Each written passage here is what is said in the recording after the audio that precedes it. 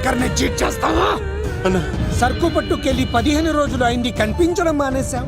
వీకెండ్లని night పార్టీలని enjoy చేస్తున్నావా? అదేం లేదన్నా. మరి అది డబ్బులేవి? అన్నా, ఈ లీకర్ శంకర్ నీకు ఎలా కనబడుతున్నాడ్రా? మా అమ్మకి ఓపెన్ హార్ట్ సర్జరీ అయిందన్నా. డబ్బు మొత్తం ఖర్చు అయిందన్నా.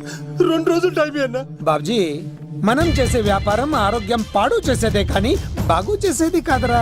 2 రోజులు టైం ఇవ్వన్నా, డబ్బు మొత్తం కట్టేస్తాను. ప్లీజ్ అన్నా. వీటిని తీసుకెళ్లి హాస్పిటల్ దగ్గర జాగ్రత్తగా దించాయి. తీసుకోబర్రా. థ్యాంక్స్ అన్నా. రేయ్, వాడిని తీసుకెళ్లి వాడి పిల్లని తీసుకొచ్చి ఇక్కడ పెట్టు. అప్పుడు వాడికి డబ్బులు ఇవ్వాలన్న సంగతి బాగా గుర్తుంటుంది. అన్నా, బాబ్జీ 2 రోజులు కాదు, 2 నెలలైనా టైం తీసుకో. అన్నా, జనాలకేమో మన కంపెనీ చీప్ లిక్కర్ తాపుతావు, నువ్వు మాత్రం ఫారెన్ సరుకు తాగుతున్నావేమోనా? అది వ్యాపారం, ఇది ఆరోగ్యం. ఏంటి లాయర్, మన కేసులో ఎంతవరకు వచ్చాయి? అన్నా, నీకు విషయం చెప్పాలన్నా. అంటే ఈ ఆగస్టు 15 చల్లపల్లి జైలు లేరు అన్నేమన్నా జెండేరానా ఏమి? అన్నా, నేను చెప్పేది కాస్త సీరియస్ గా వినన్నా. సరిపోతుందా? ప్రభుత్వం ఆ రోజు రాష్ట్ర వ్యాప్తంగా 162 మంది ఖైదీలను విడుదల చేస్తోంది. అయితే ఆ లిస్ట్ లో చల్లపల్లి జైలు నుండి దుర్గాదాస్ పేరు కూడా ఉంది. యావజ్జీవ శిక్ష పడింది కదా, ఎలా బయటికి వస్తున్నాడు? సత్ప్రవర్తనతో రావటానికి వీల్లేదు. ఇంకో కేసు వాడి మీద పెట్టు. అరే రాలేదు రాని అన్న అని జైలు బయటనే కూర్చోసా. రేయ్, ఆడుకునే పులిజులికలు ఏమనదు, కానీ ఆకలితో ఉన్న పులిజులికెళ్తే చంపేస్తుంది. వాడు ఆకలితో ఉన్న పులిరా. అలాంటి ఆకలితో ఉన్న పులికి జింకను బోన్లో పెట్టి ఎరవేస్తే అవునన్నా, ఈ ప్రపంచంలో పగన ఆపేది ఒక్క ప్రేమే. ప్రేమ? నీ మీద వాడుకున్న పగ చల్లారాలంటే వాడి మనసులో ఉన్న ప్రేమను పట్టుకో.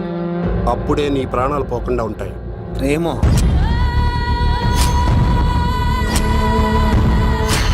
కొండా, అన్నా, ఆ దుర్గాదాస్ గాడి బిడ్డ ఎక్కడున్నా వెతుకో. వాడు బయటకు వచ్చేలోపు ప్రాణాలతో పట్టుకో. ఒకసారి వాడి చేతుల్లో చౌరి దగ్గరగా చూసి వచ్చానురా. ఈసారి వస్తే వాడు చంపేస్తాడు. వెళ్ళి పట్టుకో. ఎవరా?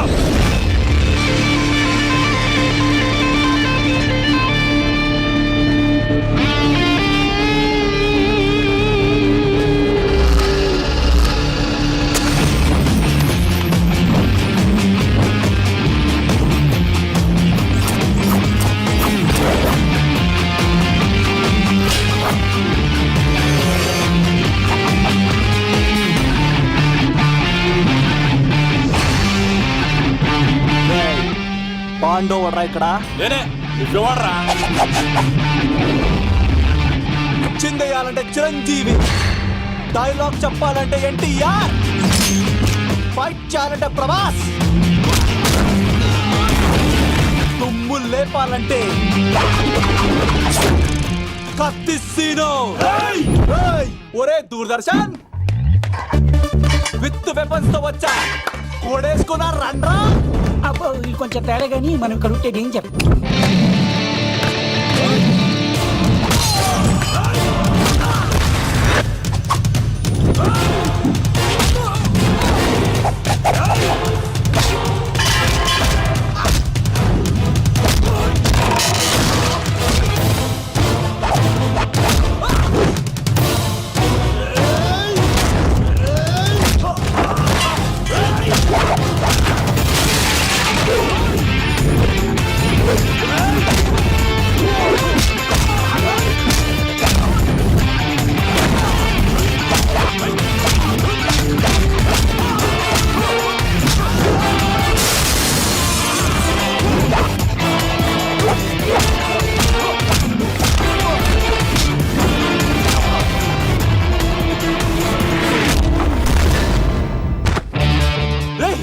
ఎందుకు కొడుతున్నావు మమ్మల్ని?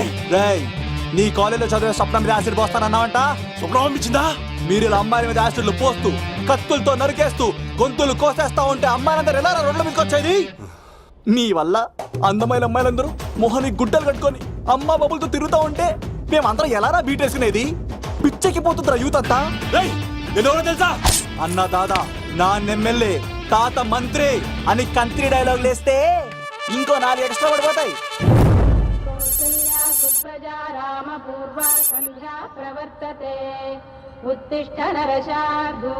స్వామి, నాకు డబ్బు, చీరలు, నగలు, మేడలు, మిద్దెలు ఇవేమీ వద్దు స్వామి.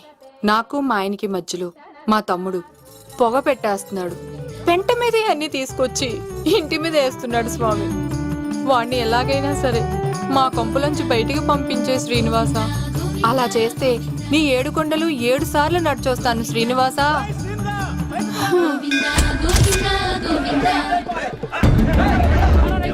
ఏమైంది అన్నయ్య గారు? బాగుందమ్మా, నువ్వు అన్నయ్య అని పిలుస్తున్నావు, నీ తమ్ముడు నన్ను మామయ్య అని పిలుస్తున్నాడు.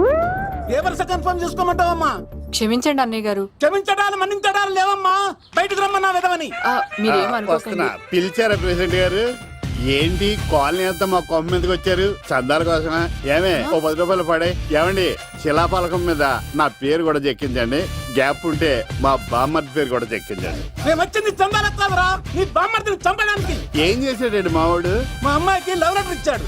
పోన్లేండి, అమాయకుడు ఈ లోకంలో ఎలా బతుకుతాడు అనుకునేవాడిని. వాడు పెద్ద మనిషి అయ్యాడు ప్రెసిడెంట్ గారు. వాడు అమ్మాయి కూడా ఏంట్రా? ఎవడైనా లవ్ లెటర్ అమ్మాయికి రాస్తాడు, వాడు నాకు రాశాడు. మీకు రాశాడా? లేటుగా కన్నా అందమైన కూతుర్ని కన్నావు. ఈ లెటర్ మీ అమ్మాయికి మామయ్య అని నాకు ఇచ్చాడు. మా వాడు తేడా అండి. ముందాన్ని పిలవరా బయటికి. అది కదా అన్నయ్య గారు. ఉండే నా వరుసే కన్ఫర్మ్ చేసుకోండి. ఆ అమ్మాయి అదృష్టవంతురాలు. వీధిలోనే మంచి సంబంధం దొరికింది. వచ్చే నెల కళ్యాణమస్తు కార్యక్రమంలో కొండ మీద పెళ్లి చేద్దాం. నువ్వు బావవా బ్రోకర్వా? అరే నీ బామ్మర్ది ముఖానికి ఒక లెటర్. నా బామ్మర్దిని అంత మాట అంటారా? నా పెళ్ళనన్న పర్లేదు కానీ రేయ్ నువ్వు నా చేతులు తెచ్చు.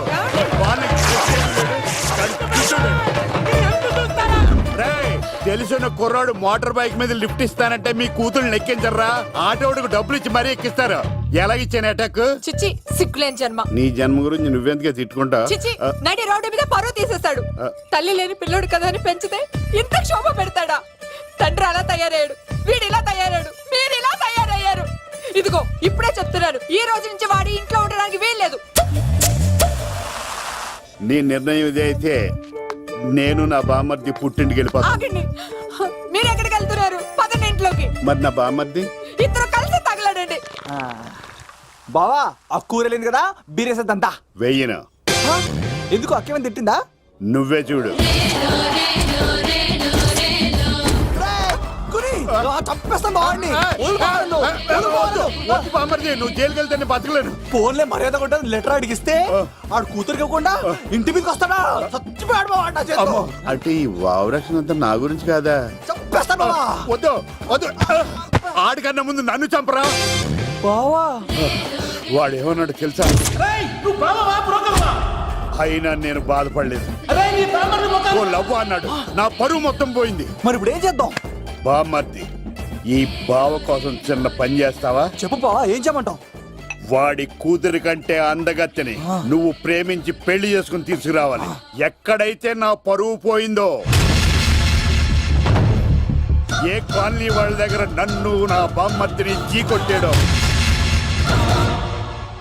అదే కాలనీలో ఆ ప్రెసిడెంట్ గారి ముందు నేను కాళ్ళు రగరేసుకుని తిరగాలి. అప్పుడు దాకా నేను కాళ్ళున్న చొక్కాలు వేసుకోవాలి. ఎంత రిస్క్ అయినా సరే ముంబై వెళ్ళి దేవ్ కూతుర్ని ప్రేమించి పెళ్లి చేసుకుని తీసుకురా. తెలిస్తే బొక్క మీద అంటాడు. నీ బాటిలికి బుర్ర మీద కొట్టానంటే బొక్కడిపోద్ది తప్పడ మొక్కనాయలా. చెప్పా మర్ది, నువ్వు నా కోసం చేస్తావా చేయవా? నా బావ కళలో ఆనందం చూడడానికి ఈ బామ్మది ఏమైనా చేస్తా.